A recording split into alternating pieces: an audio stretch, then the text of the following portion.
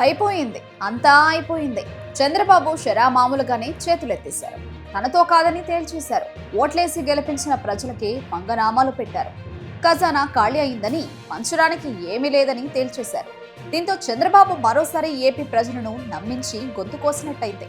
దారుణంగా వెన్నుపోటు పొడిచినట్టయింది. ఎన్నికల సందర్భంగా మీకు ఎన్నో హామీలు ఇచ్చాను, ప్రజలంతా నమ్మి ఓటు వేశారు.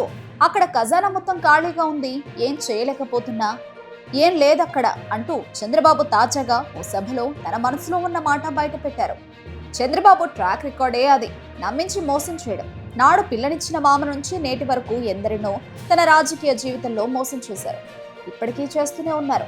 అయినా జనాలు గుడ్డిగా నమ్మి ఓటు వేస్తున్నారు.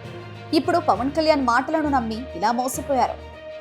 చంద్రబాబు చేతులు కాళ్ళు మొత్తం ఎత్తేశారు. పథకాలు అమలు చేయడానికి డబ్బు లేదని, అమలు చేయలేనంటూ చెప్పేశారు. జగన్లా మాట మీద నిలబడే మనిషి చంద్రబాబు కాదు.